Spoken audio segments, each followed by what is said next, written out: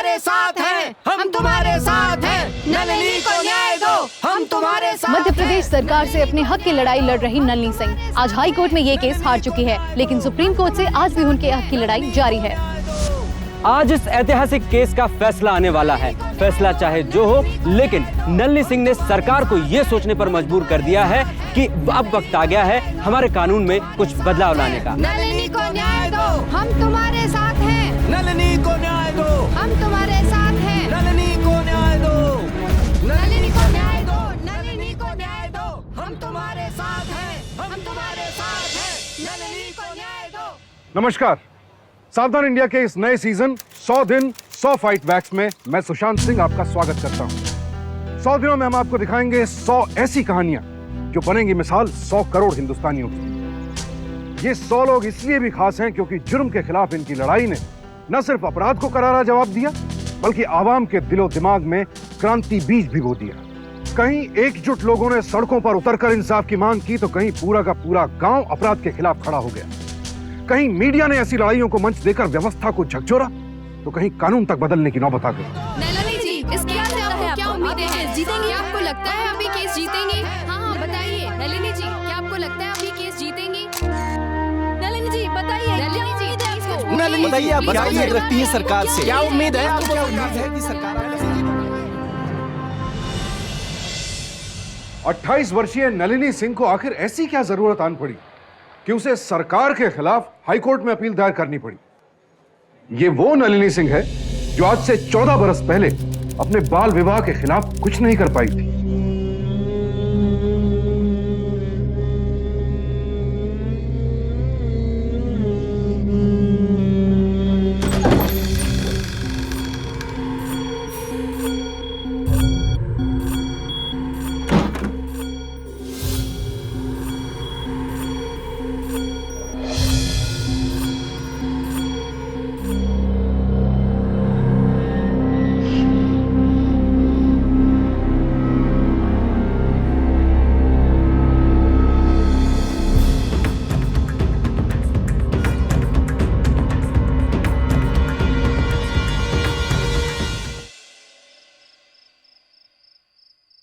बाल विवाह इंसानों की दुनिया में एक अमानवीय रिश्ता, एक बदनुमा दाग किसी भी सभ्य समाज के लिए।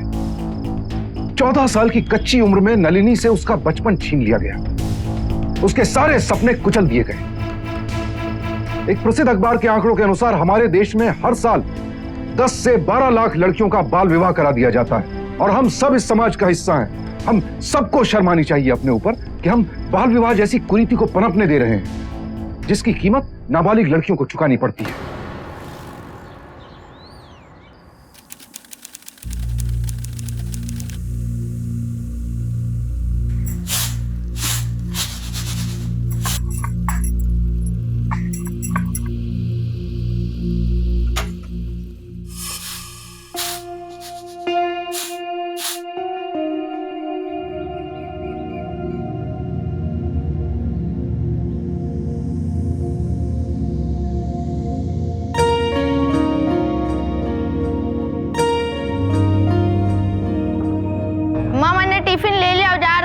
ठीक है बेटा।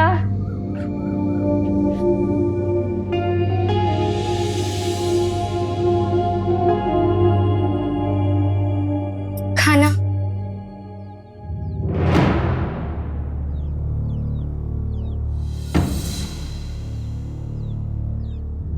तेरे मायके में तेरी माँ तेरे बाप के सर पे इसी तरह सवार रहती है क्या? मैं 7वीं कक्षा तक पढ़ी हूँ। तो अपनी कक्षा में हमेशा पहला स्थान आती थी। तो मुझे पढ़ने का भी मन होता है।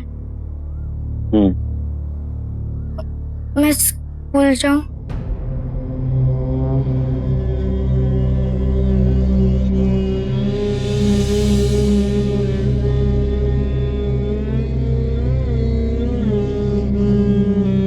फिर से बोल, क्या बोला तूने?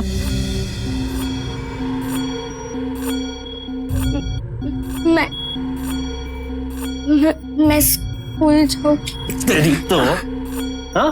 पढ़ाई करेगी? पढ़ पढ़, कितना नंबर लिखा है? पढ़ पढ़, अरे बोल। नो। ले पढ़, ले पढ़। क्या नलिनी के साथ हो रहे इस अमानवीय और शर्मनाक व्यवहार को देखकर आपका खून नहीं खौलता? तो फिर आज भी हमारे देश में ऐसा क्यों होता है? क्योंकि हम दर्द सहकर चुप रह जाते हैं, आवाज नहीं उठाते। लेकिन नलिनी औरों से अलग थी।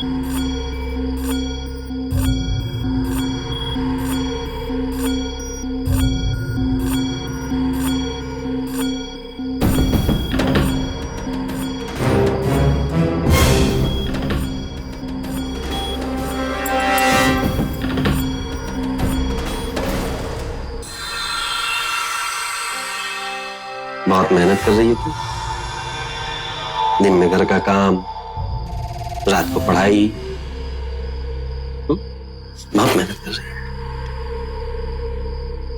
बहुत मेहनत कर। अरे ये क्या कर रहे आप? किताब मत फाड़िए। अरे इतनी मेहनत कर रही है तो भूख तो लगती होगी ना तुझे? ले, पढ़ाई करेगी, बहुत मेहनत कर रही है ना, मैं खिलाता हूँ। अगले 24 महीने नलिनी हर रोज ऐसे अत्याचार सहती रही। सन 2000 में 16 साल की कच्ची उम्र में नलिनी ने एक बेटी को जन्म दिया।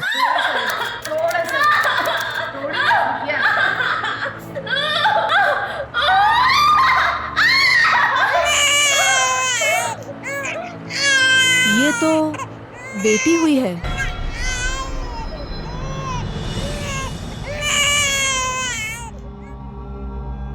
जिस उम्र में हमारे आपके बच्चे स्कूल कॉलेज जाते हैं, हायर स्टडीज की प्लानिंग करते हैं, उस उम्र में नलिनी को मां बनना पड़ा। एक प्रसिद्ध अखबार के आंकड़ों के मुताबिक हमारे देश में हर साल बाल विवाह की शिकार लगभग 3 लाख लड़कियां 18 साल से भी कम उम्र में ही मां बन जाती हैं, और उनमें से भी लगभग 750 से 900 लड़कियां बच्चे को जन्म देते समय मर जाती हैं। नलिनी किस्मत वाली थी जो बच गई, लेकिन क्या वाकई नलिनी की किस्मत अच्छी थी?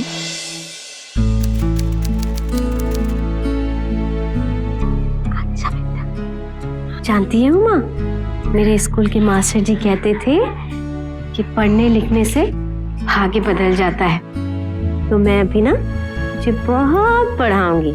जो मेरे भाग्य में लिखा है ना बेटा, वो मैं तुझे नहीं भुगतने दूंगी, ठीक है? अच्छा लोरी सुनेगी माँ से? A B C D। अगर आप नलिनी की जगह होते क्या कर पाते? 3 सालों से चुप रहने का नतीजा तो वो देख चुकी थी, आज उसकी बेटी की जान पर भी बनाई थी। अब नलिनी के फैसले पर सिर्फ उसका नहीं, उसकी बेटी का भविष्य भी टिका था।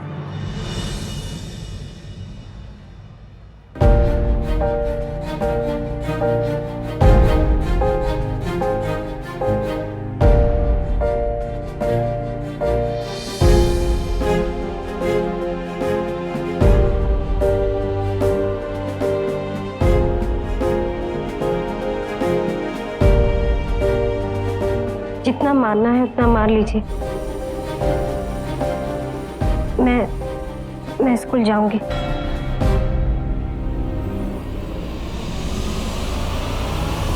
अरे पागल हो गया है? हाँ, मारेगा मार नहीं जाएगी। स्कूल पढ़ने जाना चाहती है? हाँ, जा।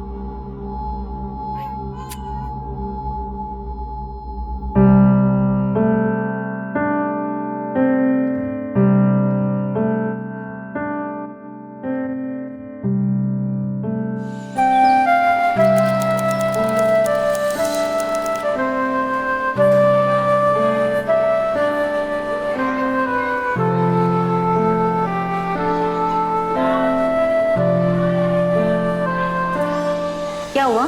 कुछ चाहिए तुम्हें? बताओ। हाँ,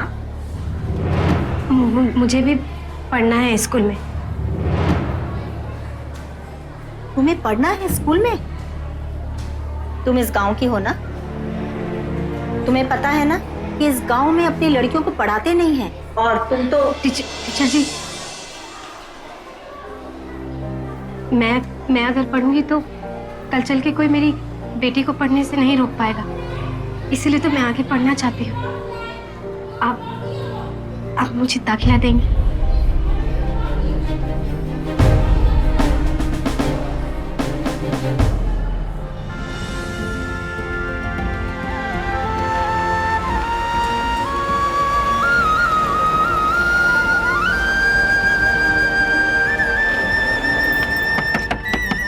अम्मा जी, दरवाजा खोलिए, मैं हूँ नलिनी।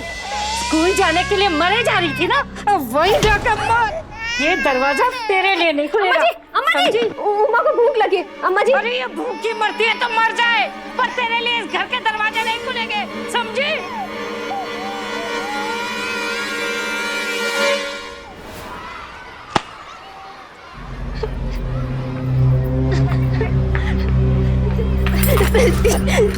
क्या हुआ? क्या हुआ नन्ही? हाँ?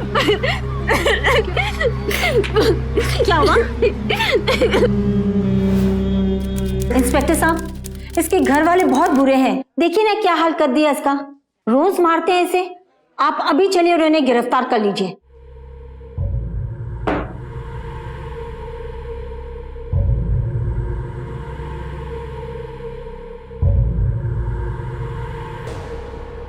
कैसी लुगाई है तू?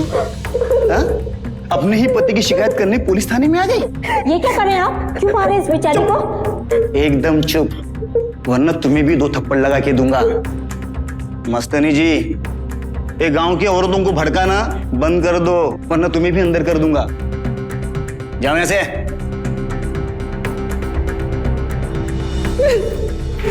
नलिनी,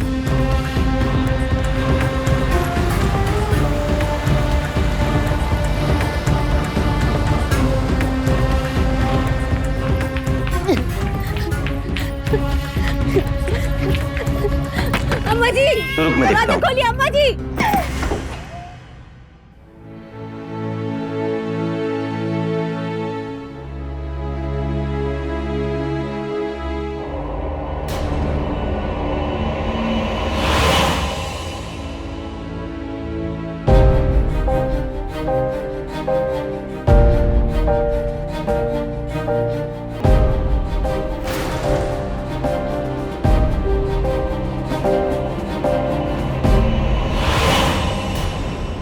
नलिनी को समझ आ गया था कि इस जुल्म के खिलाफ लड़ने में भी उतना ही दर्द होता है जितना जुल्म सहने में। लेकिन अब वो सिर्फ अपने लिए नहीं, अपनी बेटी के आने वाले कल के लिए भी लड़ रही थी। पति और ससुराल वालों के अत्याचार और विरोध के बावजूद उसने अपनी पढ़ाई जारी रखी और ससुराल वाले बेटी पर कोई अत्याचार न कर सके, इसलिए वो अपनी बेटी को अपने साथ स्कूल लेकर जाती थी। साथ ही स्टूडेंट्स बेटी के रोने से परेशान ना हो, इसलिए नलिनी दरवाजे पर बैठकर पढ़ाई करती थी। उसकी टीचर ने भी उसकी हर संभव मदद की और आखिरकार नलिनी की मेहनत रंग लाई जब 1 साल बाद 8वीं का रिजल्ट बाहर आया। तुम पूरे जिले में सबसे पहले नंबर पर आई हो। बस छठी, ये तो बिल्कुल सपना सा है। अच्छा चलो, तुमसे ना कोई खास मिलना चाहता है। चलो आ जाओ।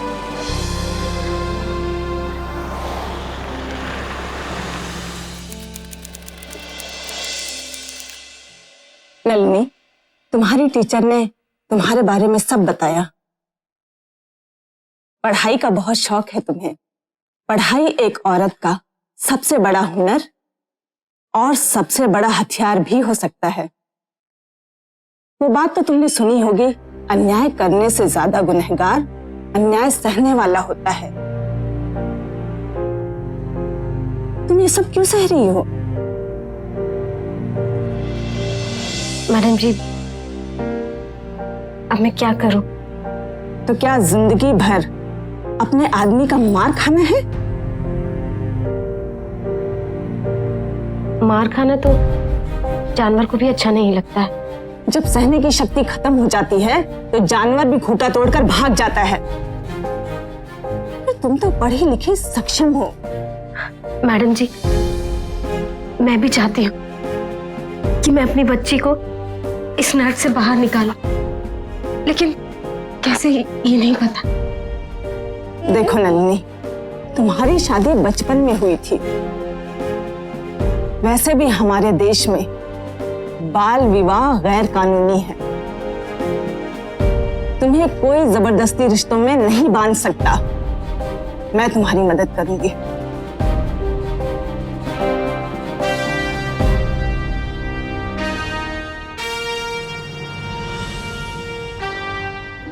आपको अपना काम ठीक न करने से एक बेकसूर औरत पर हाथ उठाने के जुर्म में आपको इसी वक्त सस्पेंड किया जाता है। ये रहा आपका सस्पेंशन ऑर्डर। मैडम मुझसे बहुत बड़ी गलती हो गई। मैडम प्लीज मुझे माफ कर दीजिए, प्लीज प्लीज मैडम। आपकी गलती माफी लायक नहीं है।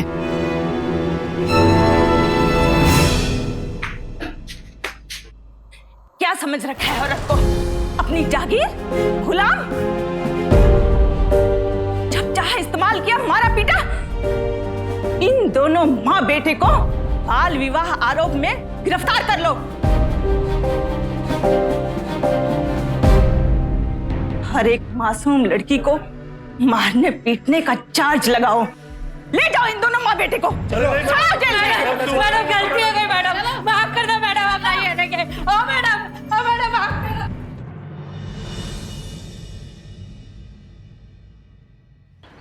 ये रहे तुम्हारे शादी रद्द करने के कागज।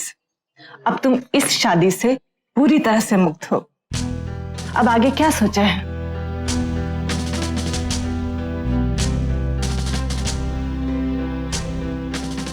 आखिर नलिनी ने उस बंधन को तोड़ दिया जिसने उसके ख्वाबों को पेड़ियों की तरह जकड़ रखा था। उसने अपने पति को तलाक दे दिया।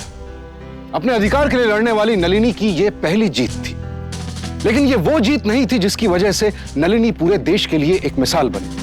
नलिनी का संघर्ष यहां खत्म नहीं हुआ, बल्कि उसकी जंग तो यहां से शुरू होती है। अभी तो उसे एक ऐसी जंग लड़नी थी जो सीधे हुकूमत के खिलाफ थी। मैडम जी, आपके जैसी बड़ी अफसर बनना चाहती हूँ।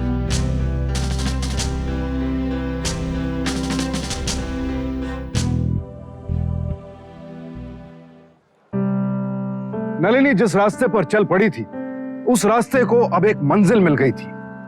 नलिनी के दिल में डीएम रचना मिश्रा की तरह एक बड़े सरकारी ओहदे पर बैठने का सपना घर कर गया था, पर नलिनी के सामने उसकी जिंदगी चुनौती बनकर खड़ी थी। वो अकेली थी, बेरोजगार थी, अपने घर वालों पर बोझ नहीं बनना चाहती थी, और उस पर अपनी 1 साल की बच्ची की जिम्मेदारी भी थी।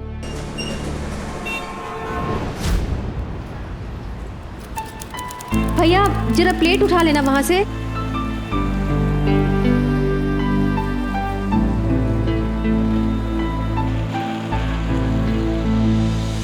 हाँ, आज का क्या हिसाब है बेटा?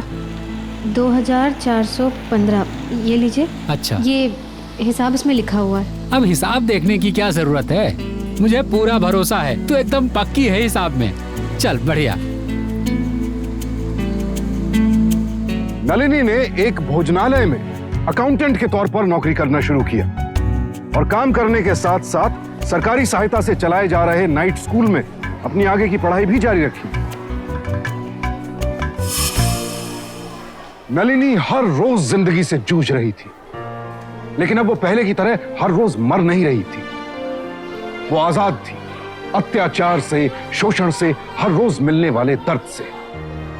ये उदाहरण है उन सभी महिलाओं के लिए जो हर रोज शोषण से गुजरती हैं लेकिन चुप रहती हैं, इस डर से कि बाहर की दुनिया में कैसे जिएगी। ऐसे नलिनी सिर्फ जी नहीं रही थी, वो हर रोज जीत भी रही थी, अपने सपने के और करीब पहुंच रही थी और आखिरकार उसने ग्रेजुएशन की पढ़ाई भी पूरी कर ली।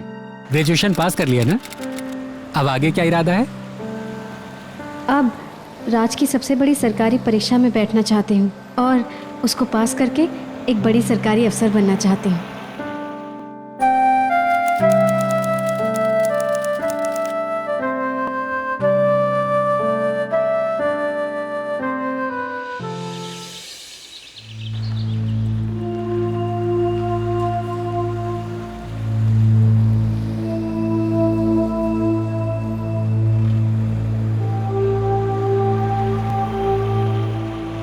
कि मेरे पास तो सिर्फ 400 है, मुझे और पैसे बचाने होंगे।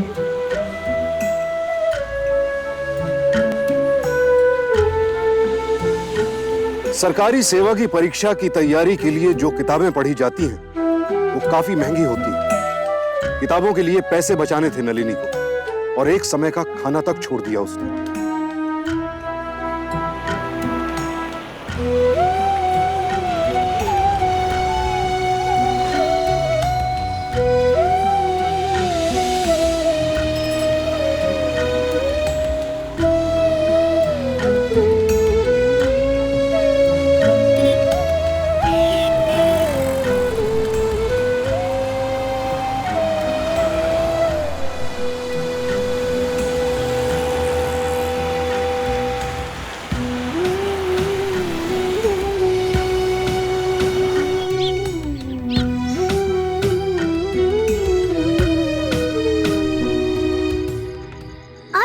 पैदल चलकर आई अम्मा, इतने दूर से आते हो, बस क्यों नहीं लेती? पैदल चलना चाहिए, सेहत अच्छी रहती। चल खाना खाते हैं।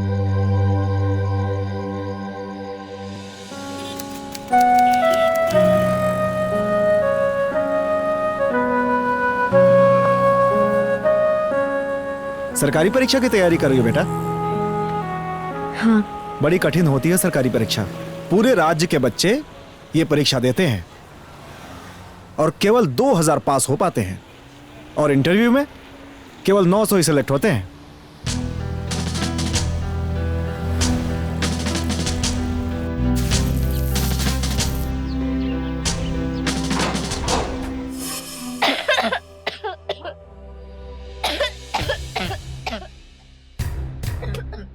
क्या हुआ बेटा? तुझे तो बहुत तेज बुखार है।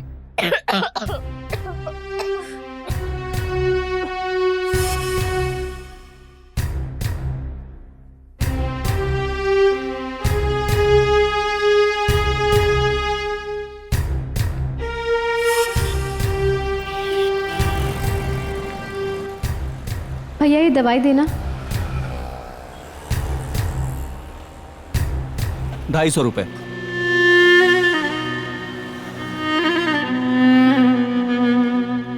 एक मिनट भैया, आप रखिए, मैं आती हूँ।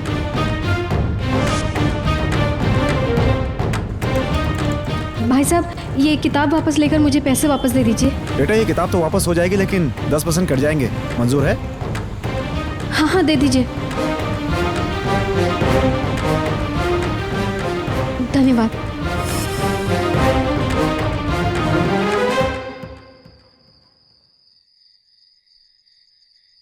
क्या हुआ उमा? मेरे कारण तुमको अपनी किताब बेचनी पड़ी। कितनी बुरी हूँ मैं, क्यों बीमार पड़ गई? ऐसे नहीं बोलते बेटा। पर आप अभी कैसे पढ़ाई करोगी, कैसे पास होगी? मैं पढ़ भी लूंगी और पास भी हो जाऊंगी। तू रो मत, ठीक है?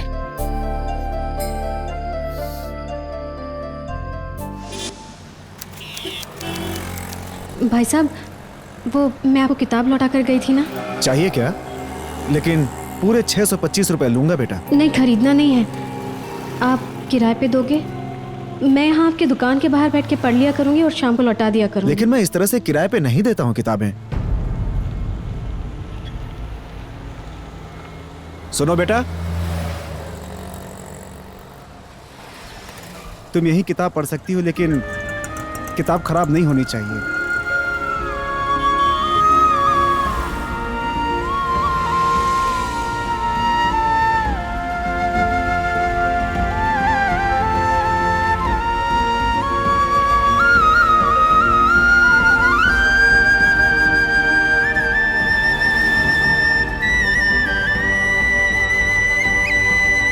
लहरों से डरकर नौका पार नहीं होती, हिम्मत करने वालों की हार नहीं होती। नलिनी ने इस कविता को अपने जीवन में आत्मसात कर लिया था।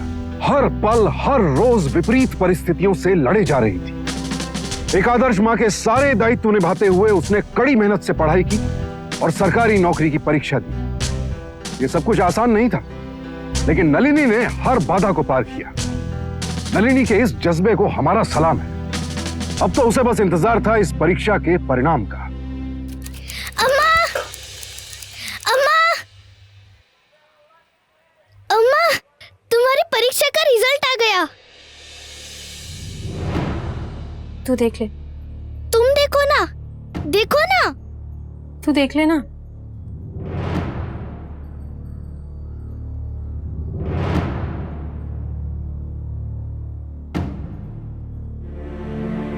अम्मा, तुम सरकारी परीक्षा में पास हो गई हो।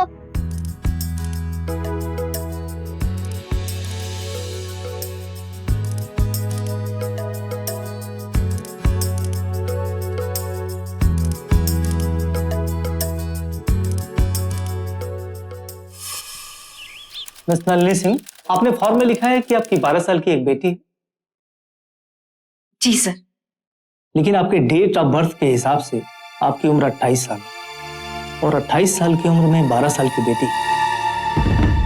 क्या आपने अपना डेट ऑफ बर्थ गलत तो नहीं लिखा है? नहीं नहीं सर, वो जब मैं 14 साल की थी तभी मेरी शादी हो गई थी। फिर जब मैं 16 साल की थी तो मुझे बेटी हो गई, इसीलिए।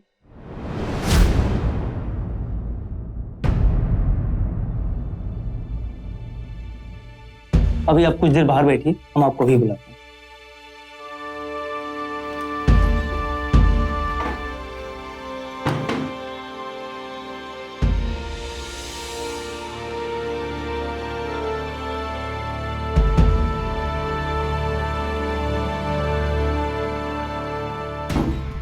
एक्सक्यूज मी, आइए आप।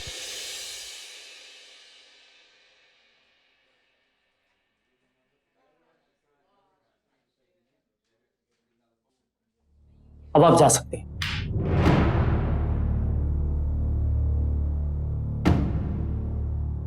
लेकिन सर मेरा इंटरव्यू। आपका इंटरव्यू हो चुका। लेकिन सर आपने मुझसे कोई सवाल ही नहीं पूछे। आखिर बात क्या है सर? देखिए, बात यह है कि आप इस एग्जाम में बैठ ही नहीं सकते थे।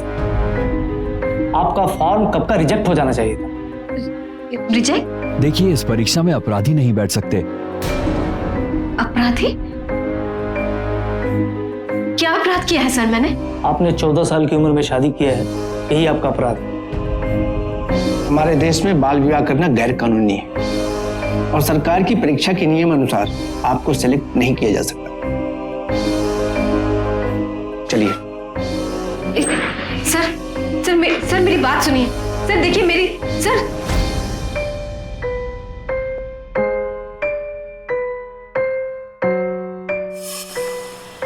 आपने 14 साल की उम्र में शादी किया है, यही आपका अपराध है। हमारे देश में बाल विवाह करना गैर कानूनी है और इस सरकार की परीक्षा के नियम के अनुसार आपको सिलेक्ट नहीं किया जा सकता।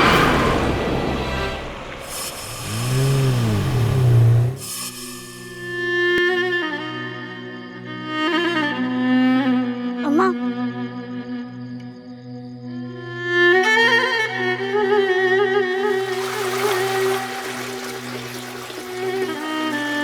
अम्मा, मैं स्कूल नहीं जाऊंगी। क्यों? तबीयत खराब लग रही क्या? नहीं अम्मा, क्या करूँ स्कूल जाके? तुमने इतनी मेहनत की अम्मा, लेकिन आखिर में तुम्हें हारना ही पड़ा ना। फिर मैं ऐसी पढ़ाई क्यों करूँ?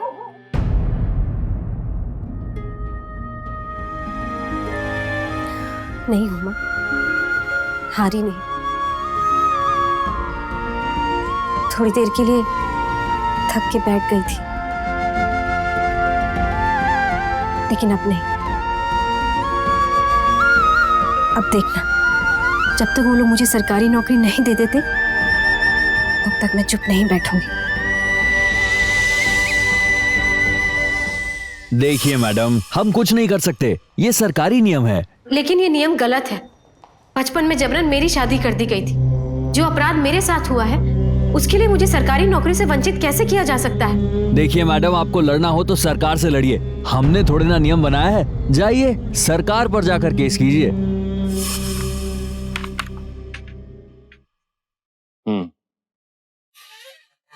देखिए, अदालत के जरिए आप अपनी बात सरकार तक पहुंचा सकती हैं, और जरूर पहुंचाइए। आखिर हक है आपका। मैं आपका केस लड़ने के लिए तैयार हूं। दोनों पक्षों के वकीलों को सुनने के बाद और सारे दस्तावेज देखने के बाद अदालत इस नतीजे पर पहुंची है कि नलिनी सिंह को बाल विवाह के अपराध में दोषी पाते हुए उनकी अर्जी खारिज करती है।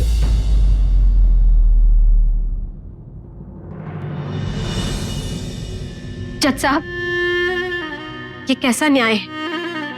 अपराध तो मेरे साथ हुआ है।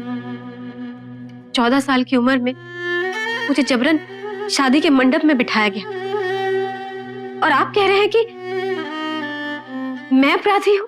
अदालत आपकी भावनाओं की कदर करती है, लेकिन हमें कठोर फैसला इसलिए लेना पड़ा क्योंकि अदालत ये नहीं चाहती कि बाल विवाह से जनता पर कोई बुरा प्रभाव पड़े।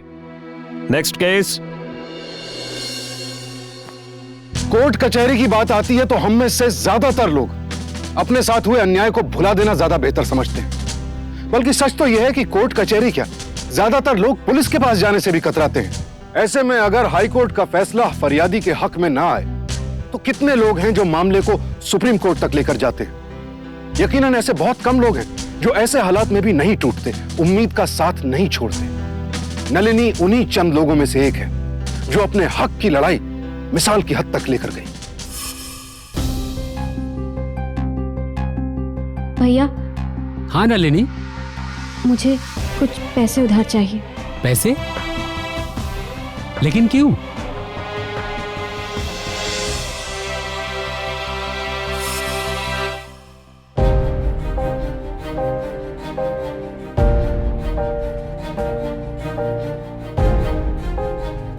आप सुप्रीम कोर्ट में अपील कीजिए। कोई फायदा नहीं होगा, बल्कि ये पैसे भी जाएंगे। वकील साहब, अब अगर मेरी जिंदगी भी चली जाए तो भी मैं पीछे नहीं हटूंगी। देखिए, आप एक काम कीजिए, फिर आप वकील सूरज भान से मिलिए, वही आपकी इस केस में मदद कर सकते हैं। लेकिन आप क्यों नहीं? देखिए, अब आपका केस सुप्रीम कोर्ट में है और सूरज भान एक ऐसे वकील हैं जिन्होंने सुप्रीम कोर्ट के बड़े से बड़े केस भी जीते हैं। वही इस मामले में आपकी मदद कर सकते हैं। नलिनी को न्याय दो, हम तुम्हारे साथ हैं। नलिनी मध्य प्रदेश सरकार से अपने हक की लड़ाई लड़ रही नलिनी सिंह आज हाई कोर्ट में ये केस हार चुकी है, लेकिन सुप्रीम कोर्ट से आज भी उनके हक की लड़ाई जारी है। आज इस ऐतिहासिक केस का फैसला आने वाला है। फैसला चाहे जो हो, लेकिन नलिनी सिंह ने सरकार को यह सोचने पर मजबूर कर दिया है कि अब वक्त आ गया है हमारे कानून में कुछ बदलाव लाने। नलिनी को न्याय दो, हम तुम्हारे साथ हैं। नलिनी को न्याय दो, हम तुम्हारे साथ। नलिनी जी, नलिनी इस को केस से न्याय आप क्या दो। उम्मीदें हैं? जीतेंगी? आपको लगता योर है ऑनर, आप ये केस जीतेंगी? नलिनी सिंह 20 साल की थी जब उनका तलाक हो चुका था। मेरे पास उस केस की फाइल है योर ऑनर। योर ऑनर, पूरे 2 साल सेशन कोर्ट में केस चलने के बाद नलिनी सिंह को तलाक की मंजूरी दी गई। अदालत ने कहा था कि जब नलिनी का विवाह हुआ वो बालिग नहीं थी, उनकी शादी जबरन कराई गई। योर ऑनर, जब एक अदालत मानती है कि नलिनी सिंह के साथ गलत हुआ है तो उन्हीं घटना के आधार पर दूसरी अदालत नलिनी सिंह को दोषी कैसे मान सकती? और इस बिना पर उन्हें सरकारी सेवा से वंचित क्यों किया जा रहा है?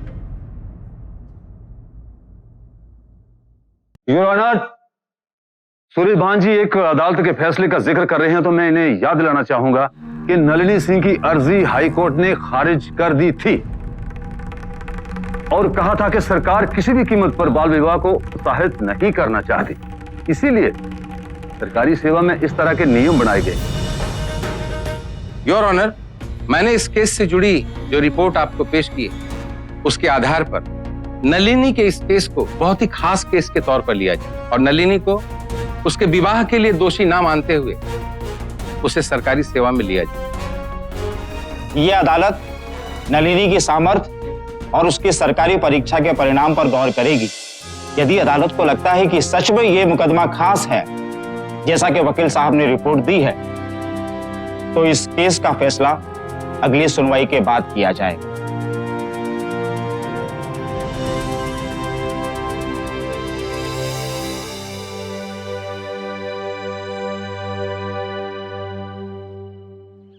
कैसी विडंबना है। नलिनी को एक ऐसे अपराध की सजा मिली जिसकी वो खुद शिकार हुई थी। उसकी मर्जी के खिलाफ उसका जबरन विवाह किया गया और वही उसके सुनहरे भविष्य के आड़े आ गए। लेकिन जिंदगी की सारी आपदाओं को मात देने वाली नलिनी अब भी हारी नहीं है, बल्कि उसने अपने हौसले से हालात को बदल कर रख दिया है। 15 साल बाद नलिनी आज भी अपने हक के लिए लड़ रही है।